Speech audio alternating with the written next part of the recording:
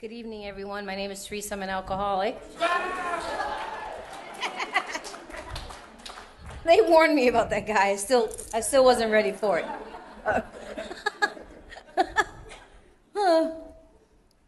Grateful to be here. Grateful to be sober because of a loving God.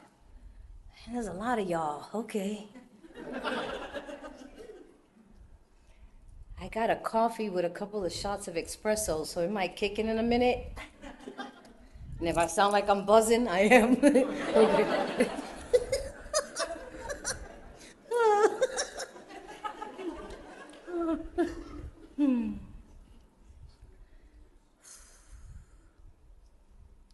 I started to say, thank you for whoever that was. I started to say, who invited me here? So it was him. Okay. Grateful to be here. Grateful to be sober because of a loving God. Thank you for inviting me to your meeting and coming back out here. I was just out here in Park City a couple of weeks ago. See some of y'all from there. No pressure. That's a lot of pressure when there's a lot of people. People don't realize it. I'm like, oh my God, everybody's coming here to see you. No pressure. Like, what if I'm not on my game tonight? But anyway, I always have a share before I share, if you don't mind. It helps me out a little bit. And that is that I'm uncomfortable. This is awkward and intimidating. I just feel extremely vulnerable and exposed. And I know that people say, oh, it's just a bunch of drunks. I'm like, yeah, the most judgmental, self-righteous group of people. I'd rather talk in front of the PTA. You know what I'm saying? That doesn't help me. That's not comforting.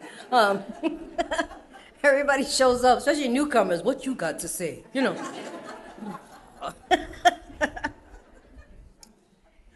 And I appreciate the nervousness. I think it's good. I think it's healthy. I always say the day that I'm not is the day I probably need to sit down. I never knew that my experience can benefit others.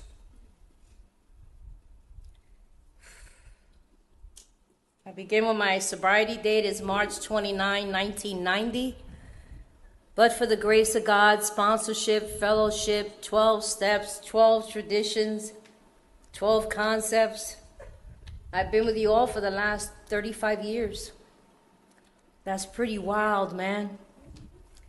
I'm now sober longer than I was drinking. Nice. I've grown up here in these rooms. It's crazy. I came to you at the age of 24. I just turned 60. This has become a working part of my mind and my body. But I don't ever want to forget her. Because if I get comfortable and rest on my laurels and forget, I'm down to repeat it. And I think it's only going to get worse. I want to welcome our new friends. Welcome home. We've been praying for you. In every meeting all over the world, there's a moment of silence and prayer, and that prayer is for you. So, but for the grace of God, you've been lifted up and brought into the rooms of Alcoholics Anonymous. I'm in AA, right? Where am I? Okay, just checking. I be doing a lot of AAs. I usually tell them I find out when I read, but you don't read too much. I'll be like, oh yeah, Al-Anon. Okay, we good. Cocaine Anonymous. Okay. we do recover. Anyway, okay.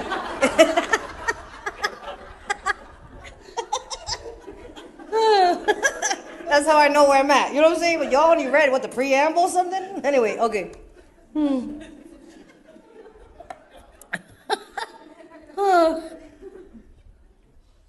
We ask you to keep coming back and don't leave 5 minutes before the miracle happens, and let us love you too. You can learn to love yourself. And it's going to be all right. I heard you don't have to take a drink again if you want to, and more importantly, even when you don't want to. And the program truly works. And although the newcomer is the most important person in the room, I do not know where I would be if it wasn't for the old-timers. So for all the old-timers in the house, thank you for my life and my sobriety. I still want what you have, and I need you. I need you to keep coming back, showing up week after week, sitting in that same seat. We all know it's your seat. Nobody sits in that seat.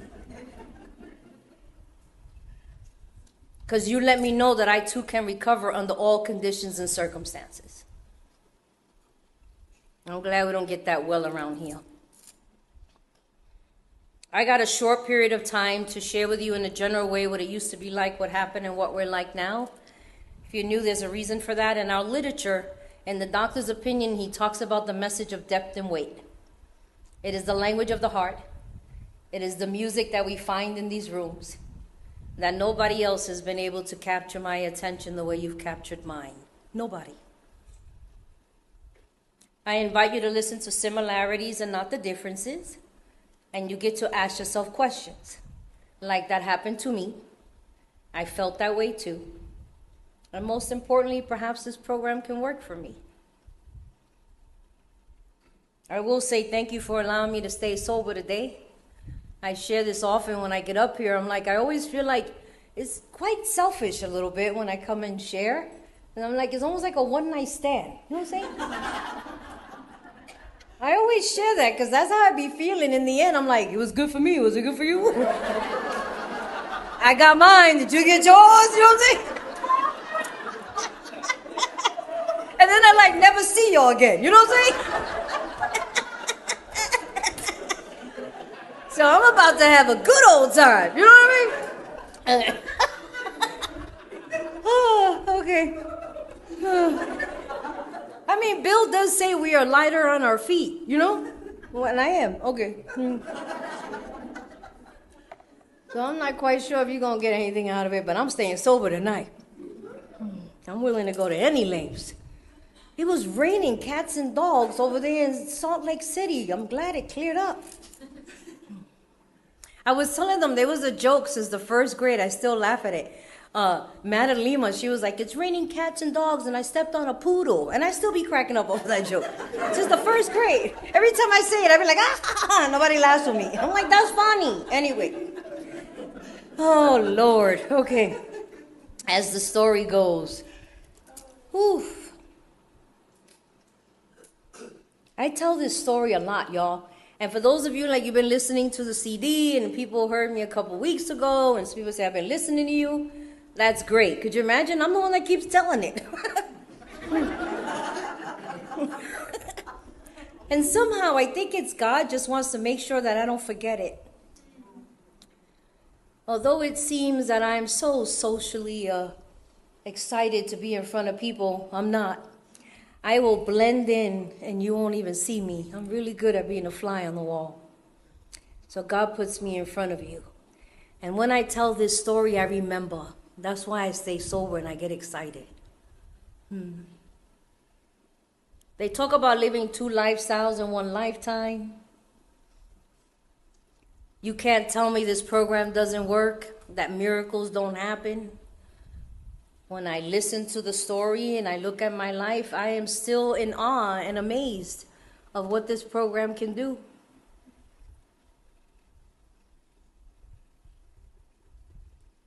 I'm born addicted.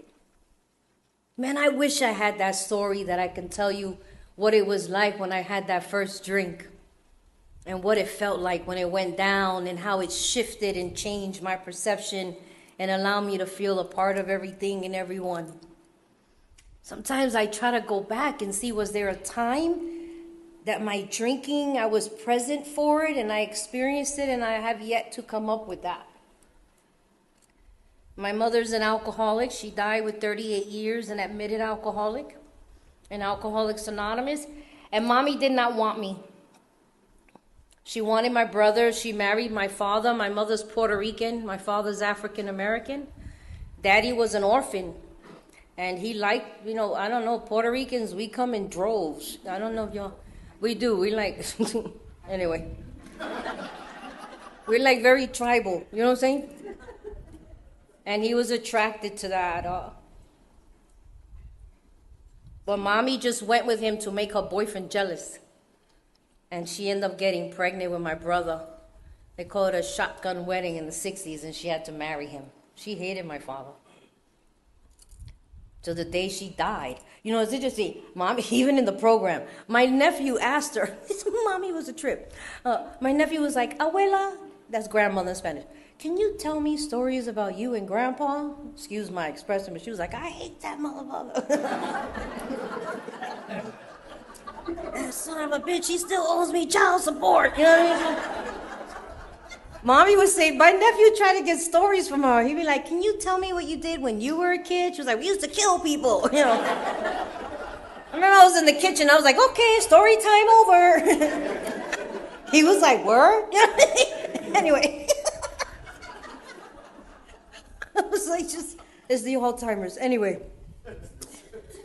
But she couldn't stand him. But she did love my brother. She did not want another child, and my dad did. He wanted a big family. So the way my mother tells the story is that I'm a product of rape. My father's seen it completely different. And I didn't find that out until Daddy came to hear me share. I was in Arizona when he lived there, and I said that, and afterwards he was like, I didn't rape your mother. I was like, that's what she's been saying. Y'all got to work that out. I've been hearing that story my whole life. You know what I'm saying? Anyway.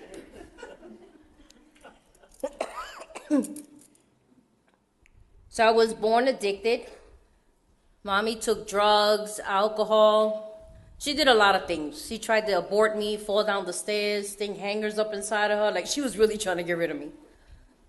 She considered me to be extremely stubborn because I refused to die.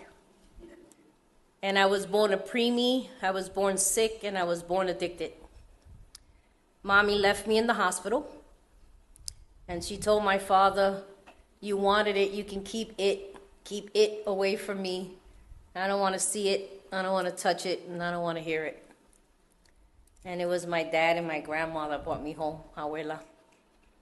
That part of the story doesn't change. And like, I came in this world loaded.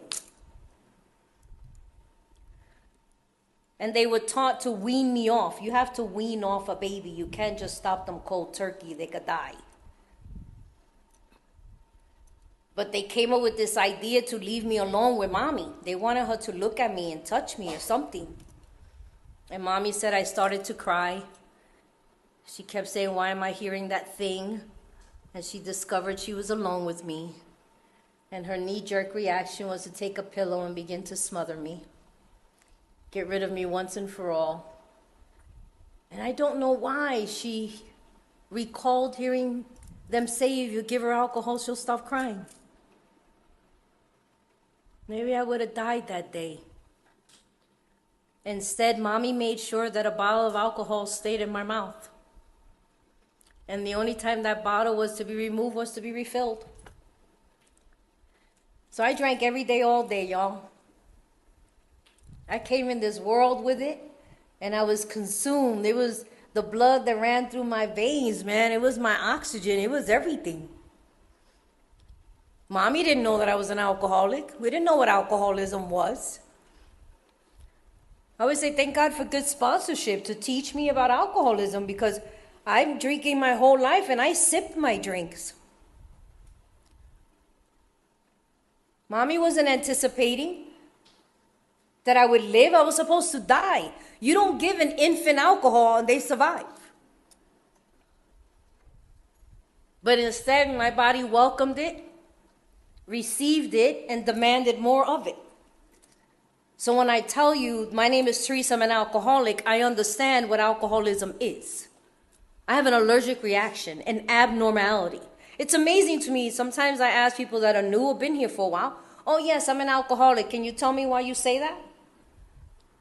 Oh, because I got in trouble, I lost my job. No, those are consequences. There are people who are problem drinkers have consequences. That's not what makes you an alcoholic. Are you bodily different? Something happens to us physiologically that does not happen to the average person. Just like the person who's allergic to strawberries or shellfish. And they can't do anything about what's happening to their body. And that's what happened to me with alcohol. I'm drinking and I'm supposed to die from it. I was sharing that with a grand sponsor. I was like, your daughter's allergic to peanuts? Well, the other day she made a mistake and she had peanuts, and you noticed that she was breaking out, her throat was closing. Did you tell her, get it together, we have something to do, I don't have time for this? No. Is it because your daughter's incompetent, incapable, ill-willed, don't have morals and values. No, something is happening to her body that she cannot do anything about it. And that's what alcohol was for me. I survived it. And I drank every day, all day. The difference between the person who's allergic to shellfish or peanuts or any other allergy is they don't obsess over it every day. And I have an illness that only consists of two thoughts: how to or how not to. And so for the next 24 years, I lived my life clearly strategizing, plotting, and planning every waking moment around how to have a drink or how not to have a drink. And it was non-negotiable. Nothing and nobody got in between me and my booze. And I drank in my house. I don't need to go to no party and no peer pressure. I drank at home. And mommy would threaten me to not give me any if I didn't get A's or if I didn't do what she wanted. I grew up with what you call dysfunctional family. Most of my family members are alcoholics, addicts, pimps, dealers, hustlers. We're mafia. That's different from gangs. And we're also police officers, politicians, and priests. They're all the same. And we run the city. We run Puerto Rico. We run the streets of New York. These very character defects you talk about, we breed it on them, man. It's about respect and a way of life. I'm not walking around going, I'm insecure. I don't know nothing about that. I got my chest out. You know what I'm saying? You call that dysfunctional. My family is still like that to this day, y'all. Where most of you can't wait to get yours back, I have to stay away from the majority of mine. They'll rub off on me before I rub off on them. I hang around with them for a few minutes, boy. I jump right up in it, boy. We be sitting around talking about the feds and everything, you know what I mean? They came over and hustled us up in the wall. We had to get them. Like, yo, did you did that? You know, I'm like, I gotta go home. You know what I'm saying? I'm all up in how we working it out. You know what I mean? The system. We're like, time to go. It's all good. Those bathroom trips, you know what I mean? All right, next time I'm going to the bathroom. You know, I'm out.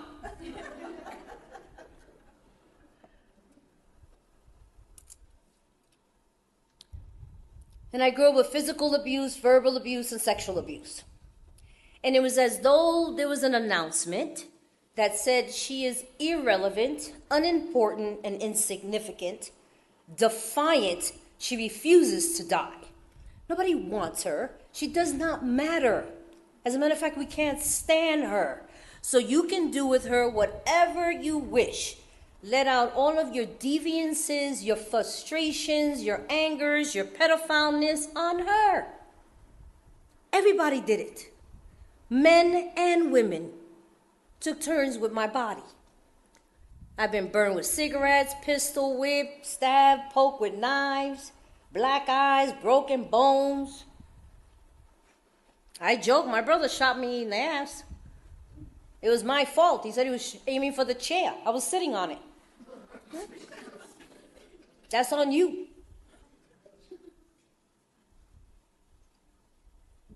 So I lived like that for 24 years. I never questioned it.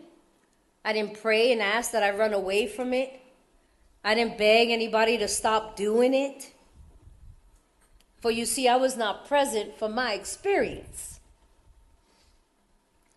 Alcohol had me detached and disconnected. Yo, I had no heartbeat, man.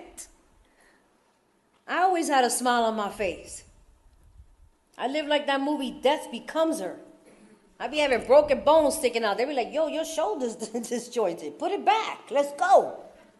Keep it moving. I didn't feel anything. I didn't see anything. I didn't hear anything. I didn't say anything. I refer to movies because my first 24 years is really a blackout. So really, most of my story is other people's stories. Even when I go to my grammar school or high school reunion, they bring pictures and they tell me stories because I don't remember anybody. My brother, before he died, whenever I would have a memory, I would call Tony and he would fill in the blanks. Talk about a blackout. I don't know if alcohol talked to you, but it talked to me. And it said, if nobody loves you, I love you. And if nobody wants you, I got you. It's you and me against the world, man. You ain't got to worry about none of this. It's all good, man. We good. See no evil, speak no evil, hear no evil. And I work with a lot of people, and I notice I so much want to be a badass. You know, I listen to y'all stories, be like, yeah, I was all that. I know that as I got older, I lived like Michelle Pfeiffer on Scarface. That's another role. You know what I'm saying? In the movie. But no, I wasn't all that. I didn't need to be. If you knew my family, you knew where I come from, you look at me funny, you ain't got no legs, you ain't got no zip code. Moving on. You ain't got to flex that. You follow me?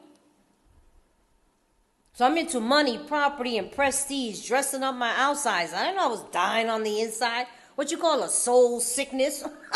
The words y'all use around here is fascinating. And I say that not every alcoholic is a bull in a china store. I didn't make no problems. I made no waves. I didn't have issues with authority figures. I went to Catholic school for 11 and a half years. I said the Our Father and the Hail Mary. I took my communion. I did my confession. I sang in the choir. What? Mommy was a mess. She was a drunk, suicidal, in and out of mental institutions. She was a hot mess. I took care of my tecato, my heroin addict uncles. I watched out for them and told people don't trip off of them. People embarrassed about family members, heroin addicts. I wasn't. I'd be like, he'll be back in a minute. He'll finish the story in a second. Give him a minute. Y'all don't know it. We call them tecatos. You know, they be talking, da, da, da, da, and they be like, they come back like a half hour later. As I was saying, I'd be like, he'll be back in a minute. Leave him alone, he's fine. He'll finish the story later. I made sure everybody got what they needed. I picked them up from dope houses, cleaned them up. I sipped my drinks until I came into the rooms of Alcoholics Anonymous. Thank God for good sponsorship. I sipped my drinks just like I did in the baby bottle. And of course I make no waves and I don't have issues. I'm an abusee. When you've been abused the way I have, you make sure nobody notices you in the room. I'm not making no noise. What? God forbid you see me. I'm like the Harry Potter cloak, man. So I lived like that for 24 years. I wasn't planning on changing it. I'm into money, property, and prestige. My house looks like Architectural Digest. Everything is in its place. Nothing is moved around. I never questioned that life, folks. I never said it shouldn't be this way. Perhaps it should be different. Something is wrong with the way I live. I do not recall questioning anything about it until the age of 24. And the way I describe it is that alcohol betrayed me, abandoned me, and left me emotionally retarded with no coping skills. And that's a game changer. Incomprehensible demoralization is a whole lot of things. But when you can't get drunk and you can't get sober is the worst place for an alcoholic like me to be. Now, I've been in a lot of abusive relationships. I had a man who kidnapped me from a park. I thought he was my boyfriend. I found out he wasn't my boyfriend watching the Lifetime channel when I was sober. And I called my sponsor. I said, that's not my boyfriend. He kidnapped me. I thought that was my man. And he would beat on me, and I'd be like a punching bag. I wouldn't even cry. I'd be like, you ain't done yet? Can I finish watching the rest of this television program? What you think? Can I see the end of the movie? You're not tired? I felt nothing.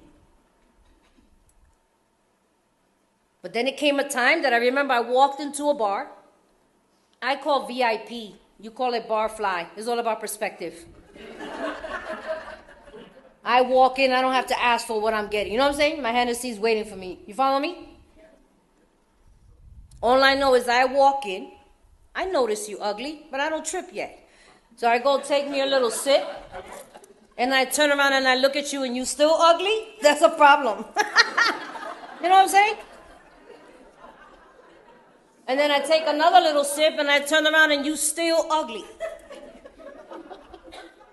And then not only are you still ugly, I still go home with you? That's a problem.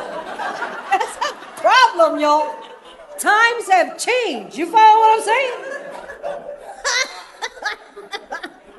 I've probably been doing that for years, but I didn't notice. You know what I'm saying?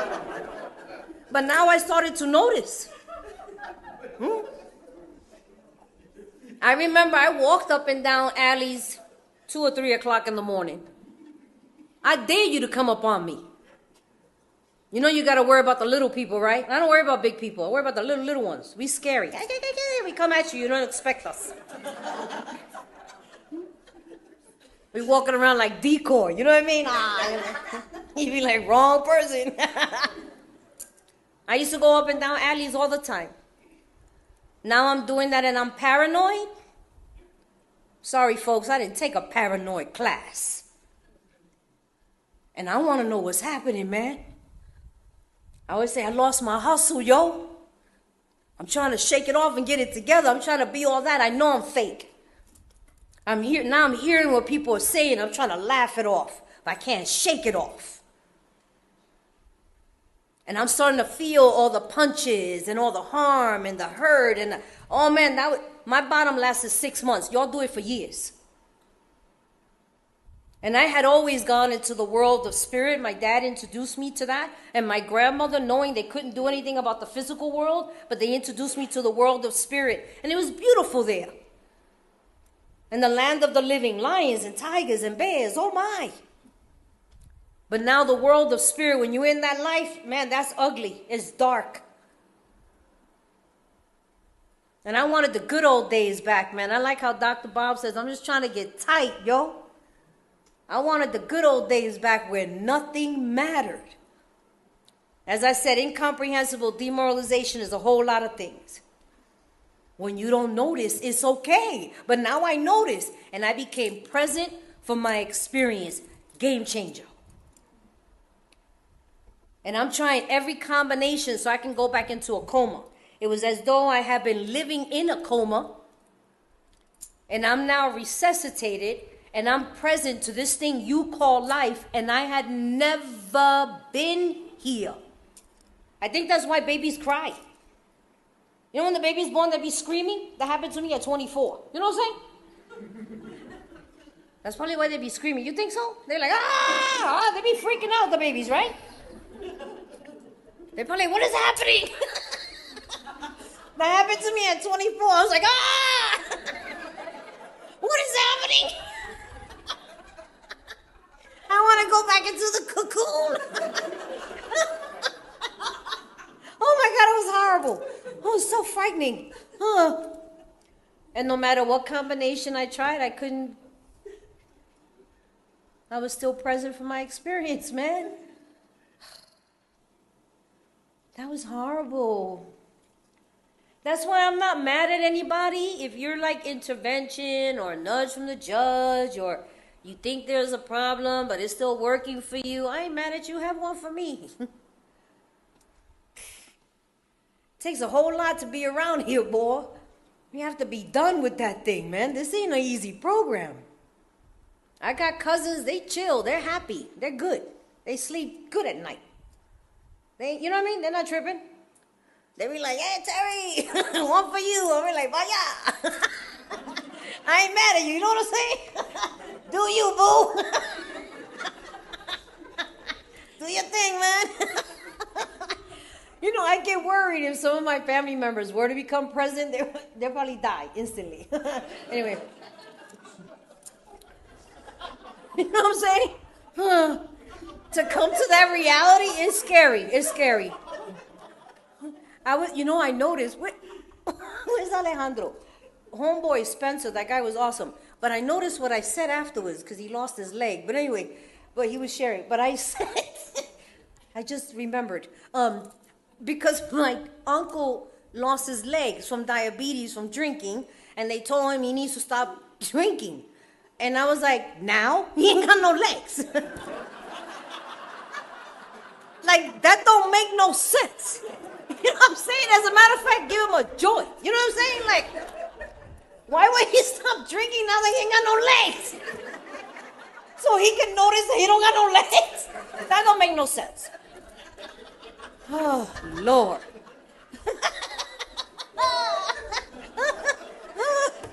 Jeez Louise. Oh, my God. So how did I end up with you? I've continued to say it because I still believe it. I feel like I'm in a witness protection program. I've been abducted by aliens. I'm still tripping off on y'all, and I've been here 35 years. Okay, if you knew, you don't trip out. Did you see some of the people coming in here? Maybe it's me, but I be tripping out. Okay, I be tripping out. I remember when I came into the rooms, homeboy got tats and everything. You could tell he did time, you know what I mean? In prison. Anyway, you know what I'm saying? And he's serving coffee. I'm like, you all right? I was talking about welcome. I'm like, what they do to you, man? Like, like Stepford Wives. You know what I'm saying? You've been abducted. Like, you all right? I mean, you want to talk to me outside or anything? You don't trip out over that? I did. They be in the welcome line. How you doing? Giving hugs. How you doing? I'm like, oh. Something's happening here. Oh, Lord. Woo. Jeez Louise. Talk about a new way of living. I came here because I ended up in a church.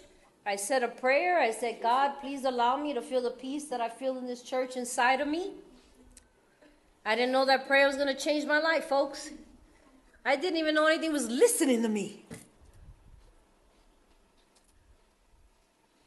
You have a tradition, it's called attraction rather than promotion. My mother was sober and my cousin. And I remembered you people. They were here like 4 years. And thank God they never shunned me, rolled their eyes at me, sucked their teeth at me, or tried to shove a pamphlet down my throat. And I'm so glad you didn't do that. I'm telling you, had you had done that, I would have figured out how to die out there before I proved you right. I'm telling you. I'm so glad they never did that to me. I arrived in California. I thought it was a sober state because that's where mommy and my cousin were.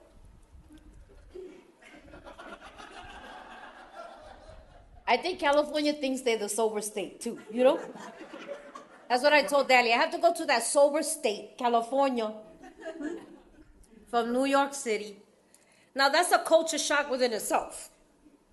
California to New York. Still, I've been living there 35 years. You can tell the New Yorker's not out of me. Yeah? So even when I walk around, I go to the store, they're like, you from New York? I'm like, why? Am I being confrontational? I'm really trying not to. You know what I'm saying?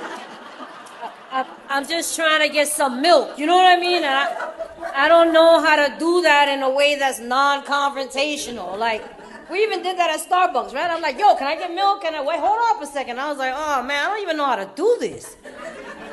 Anyway. So it was a culture shock within itself. My mother picked me up. She dropped me off in the rooms, and she left me there because you told her to. She said, this is as far as I can go with you. And she turned me over to the very people who have saved her life. So I describe myself arriving in Alcoholics Anonymous like a baby in a baby basket, left at the doorsteps of Alcoholics Anonymous. I've been adopted by you guys. And it was the old timers that picked up that basket and brought me into the rooms. And South Central, I think God knew where to put me with the hustlers, the liars and the lions, and the cheaters and the cheaters. I got sober at 9604 in Crenshaw and Lano. God knew where to put me, man. Those people scared me, and I've seen a lot. You know what I'm saying? I do. I be joking with them. I'm like, coño, you shoot random people you don't know? I mean, like, that's a whole other level. You know what I'm saying? I never seen that before. I'm serious. I was like, wow, you don't even know them. Okay. That's some narcissist. Anyway, I'm like, I'm not messing with these people. You shoot people you don't know. Anyway. I tell you, the coffee's kicking in, okay? They did. They scared me in South Central. They did. They were scary. Anyway. I didn't mess with those people. Many of them were from Skid Row, Skid Row drunks. And they had wet brain. There was a lot of characters in that room. And even though my partner tells me not to say this, that it's not politically correct, but please don't tell me that afterwards. I'm telling you what I thought at the time, okay? I thought everybody in that room was retarded. You know what I'm saying? Now, you would think that I would go, oh my God, I can't be here with these retarded people. Instead, my ego served me. Because I was like, that retarded man got how many years?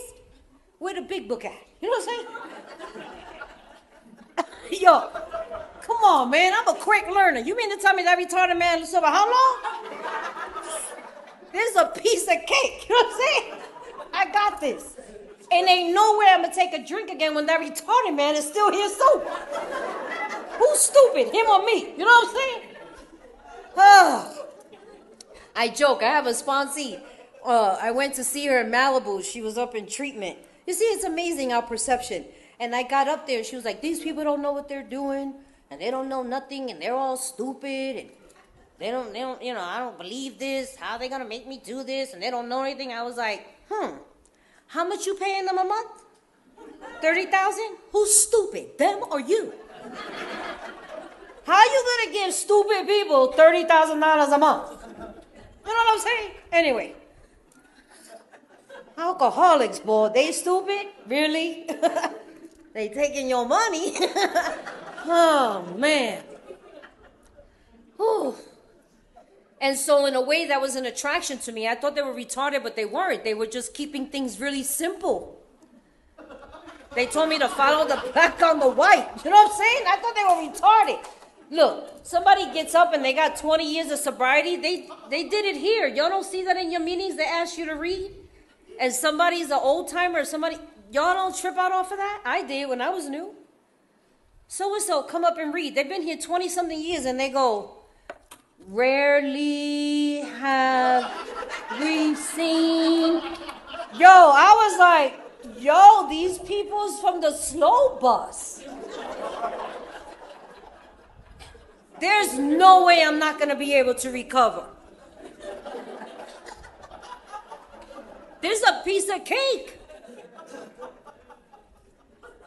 There was a woman named Marcy. I always mention Marcy. She walked straight up to me and she said, hey, baby girl, we've been praying for you. God don't make no junk, baby girl. You deserve to be here. You a child of God. And she took her hands, put it in my face, brought me close to me, and she said, you have a beautiful light inside of you, baby. And we just got a clean house for that light to shine. I still hear her.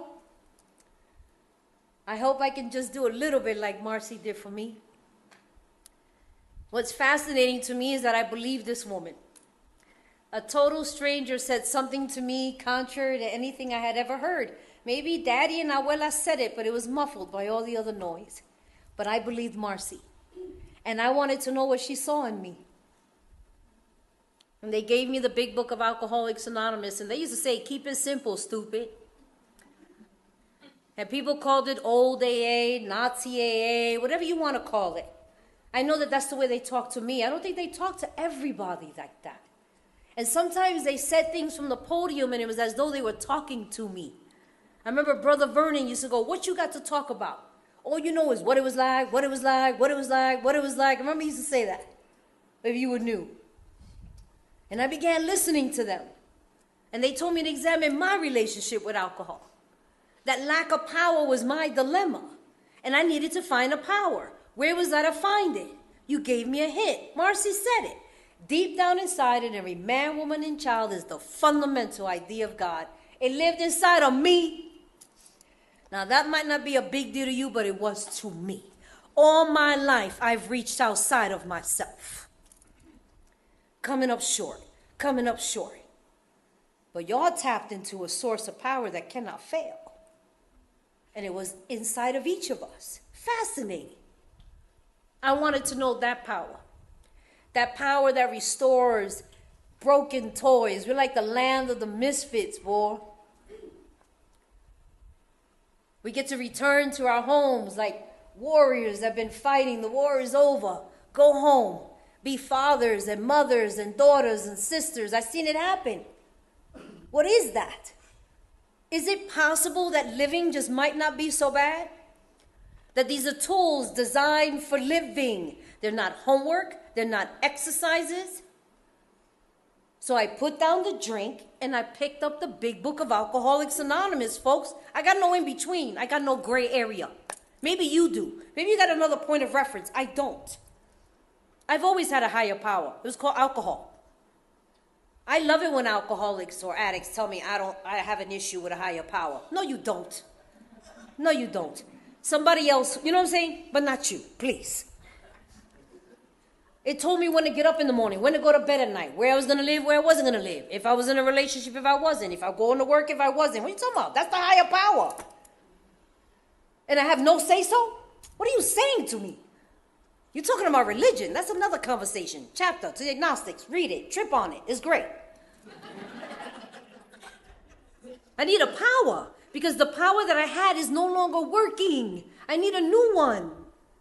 I don't know how to live without one. And I began to practice these principles in all my affairs, all of them. And I became the caregiver to most of my perpetrators and my abusers. The last one that just died was Mommy. I always say when Mommy died, it was like poltergeist, boy. This house is clean.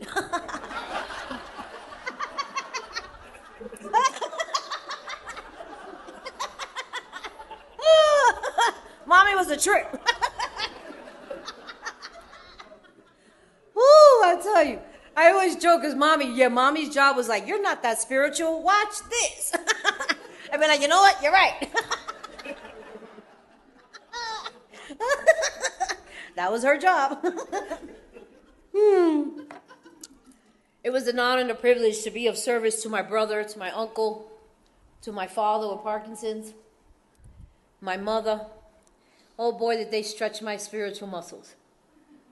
We were talking about it in the car. Sometimes I get jealous that people got sober and all of a sudden your life becomes great, right? You get a job and a family and children and a house. Oh my God, it's so beyond your wildest dreams. I never dreamed. What dream, wildest dream? I never dreamed. What dream? I remember one time a doctor asked me, do you have a hobby? A hobby? What is that? My nephews have it. You mean when they play soccer?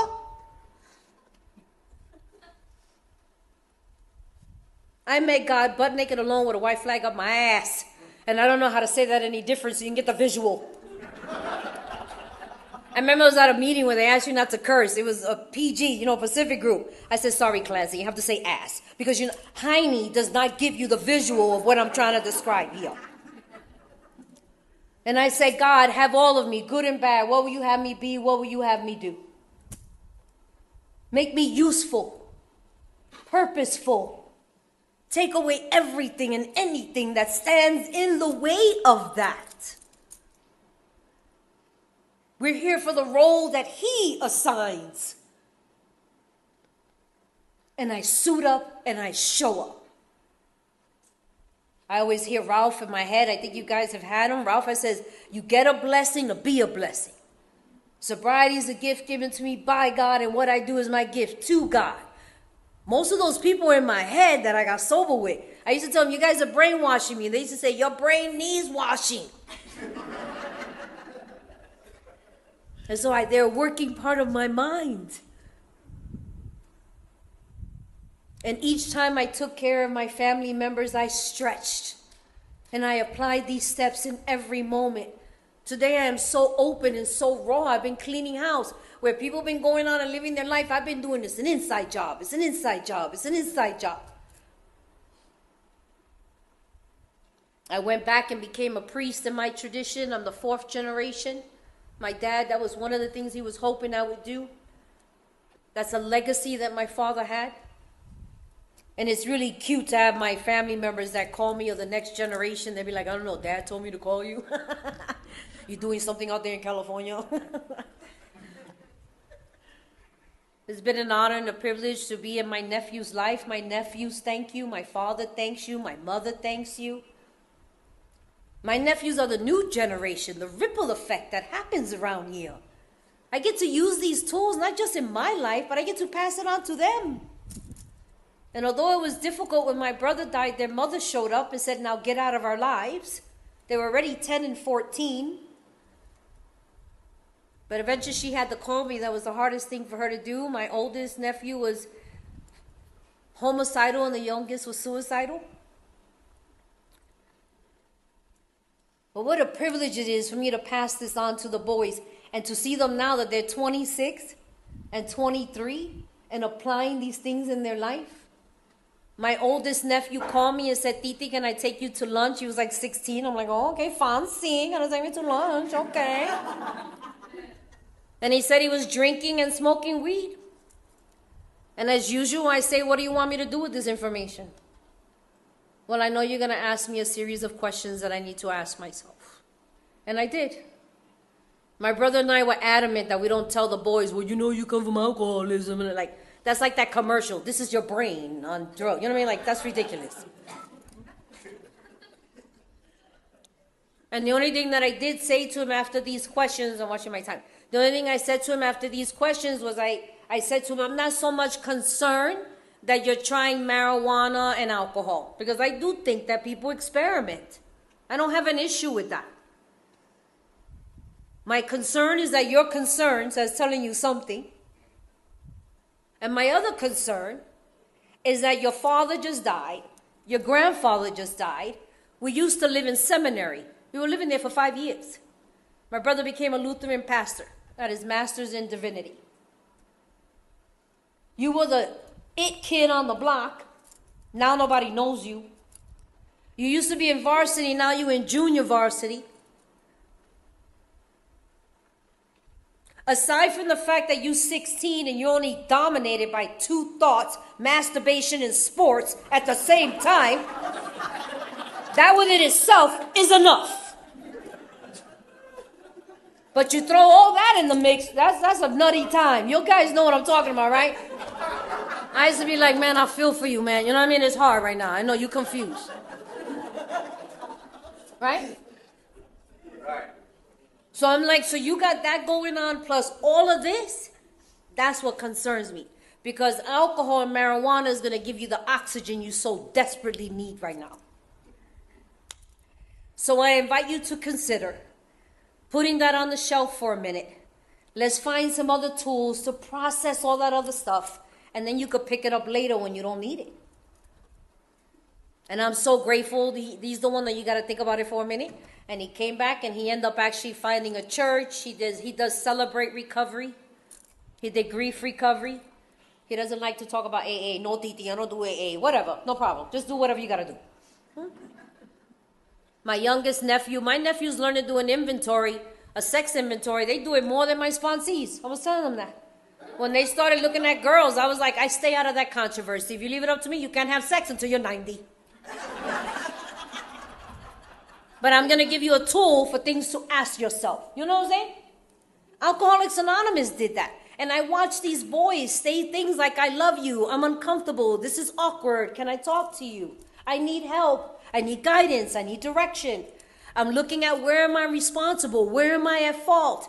My nephew just told me the other day, something happened to him with a friend, and he called his old girlfriend. They went to lunch or to dinner, and he said, I was wrong for treating you in this way. I did not realize it. Thank you, Alcoholics Anonymous. They're the new generation. And I think they got a cool Titi. I'm cool. I don't care what y'all say. Could you imagine? I'm cool Titi. I could kick your ass and pray for you. You know what I'm saying? And I don't know about y'all, but I do. It feels good to me. My nephew's an artist, and he does performances. And when I show up to his school or, the plays or whatever he's doing, whatever he's performing, it really feels good. as opposed to them going, oh my God, here she comes. Instead, they run up to me, oh my God, Humanics is on, da-da-da-da. You know? They be dropping like nuggets like Confucius, you know what I'm saying? And if they're doing too much drugs and drinking, he puts them in the car and plays my CD and gives them my number.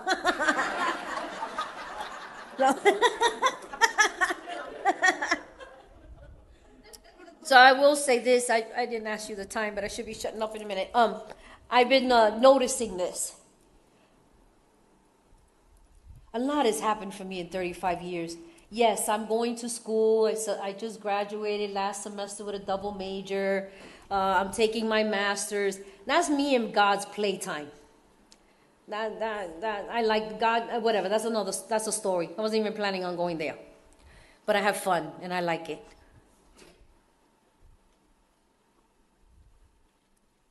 Couple things came up for me recently. We're in the role that God assigns. You know, I was assigned these roles and I thought that's who I was. And then when they died, I got confused. My role is just to stay sober and carry the message. That's it and that's all. But there's something that's been occurring to me.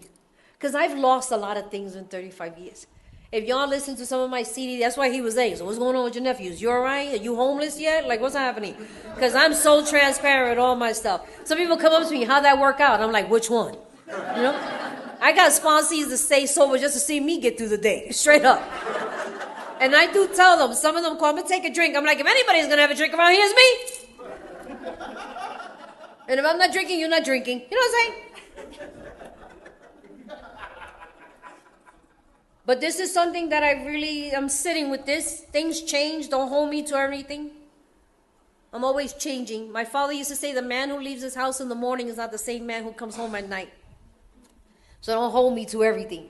I do. I tell people, you know what I told you last week? That was deep, right? I know. It no longer applies. I didn't know what I was talking about, but it sounded good last week. You know what I'm saying?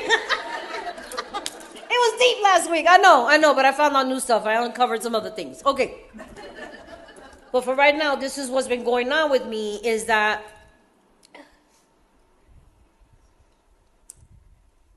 I've been hearing this thing being told God does something without my permission. You only hear people say that in the rooms?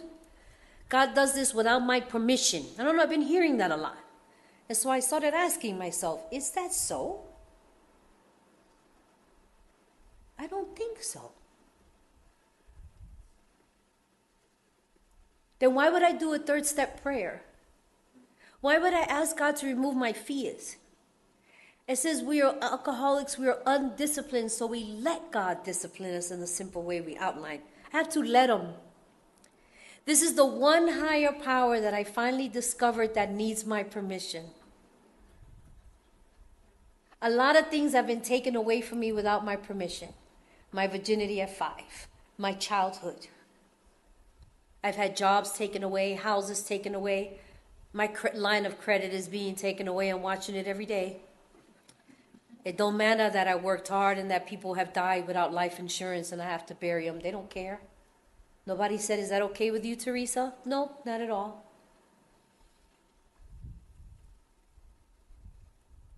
Parkinson's took away my daddy. I don't think he asked my permission, even though I had the power of attorney. But he's already gone, so does he really need my permission? Alzheimer's took away my mother without my permission. Yeah, I took her off the machine, but is it really my permission? She's brain dead.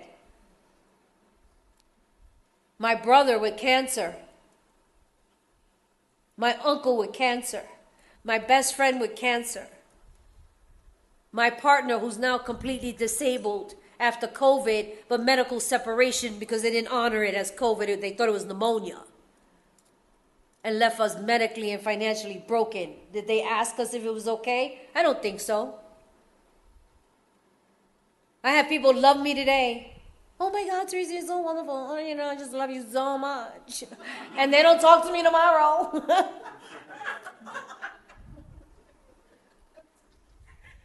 But there's something that I have that is mine. And you can't take it away without my permission. And that's my sobriety. That's mine.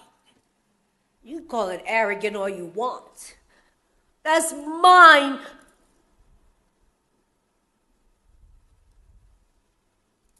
That's why I love the traditions. I'm a member because I say I am. You don't have to like me. I don't like you either, but you gotta help me.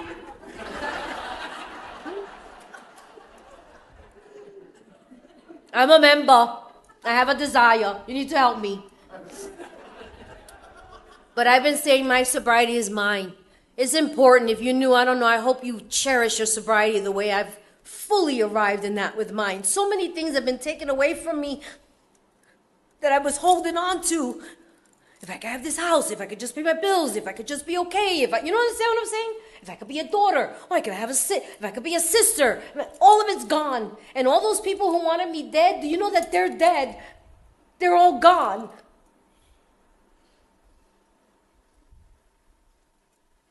I want them to love me. You understand what I'm saying? They're dead. I watched them take their last breath.